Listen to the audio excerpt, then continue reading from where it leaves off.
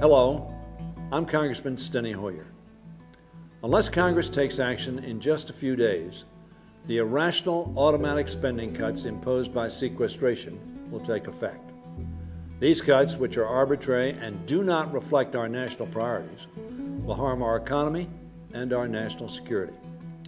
From our nation's defense to our student education, national leaders have warned of the detrimental impact of sequestration. And frankly, one of the greatest security risks we are now facing as a nation, that this budget uncertainty could prompt the most significant military readiness crisis in more than a decade. Sequestration's automatic trigger and across-the-board cuts were developed independent of any correlation with national security strategy, force structure, technology needs, or operational reality, and those cuts will be detrimental. From an industry perspective, our near-term horizon is completely obscured by a fog of uncertainty. Our country, and it will undermine our readiness for the next several years. A lot more children will not get the kinds of services and opportunities they need, and as many as 40,000 teachers could lose their job. Sequestration affects every community in our nation, and it could have a particularly harmful impact here in Maryland's 5th Congressional District. In Maryland alone, sequestration could mean approximately 46,000 civilian Department of Defense employees could be furloughed, and our military installations could experience over $100 million in spending cuts, putting many private sector jobs at risk.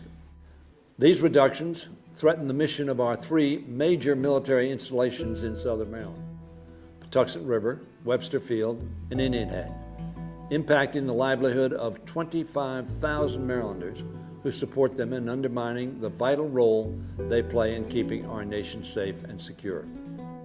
Similarly, in Prince George's County, sequestration threatens the mission of Joint Base Andrews, which supports nearly 11,000 jobs.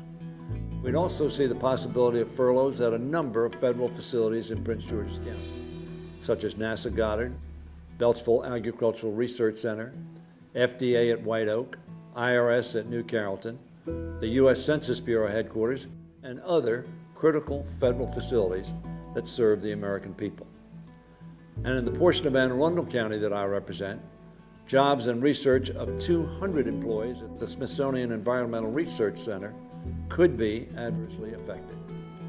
Sequestration also makes drastic cuts to investments that are essential to growing our middle class. Maryland families and small businesses cannot afford this irrational approach to deficit reduction. I know how challenging it is for you to be experiencing such uncertainty, and I share your frustration. That's why I've co-sponsored a bill that would prevent sequestration, while at the same time pursuing needed financial discipline and balance. It's not too late. It's not too late for the House to vote on this legislation, and I will continue to urge House Republican leaders to consider this legislation in the coming days. As I continue to fight on your behalf and highlight the urgency of replacing the sequester, I encourage you to visit my Facebook page to share with me how these cuts will impact you and your family. I look forward to hearing from you. Thank you very much.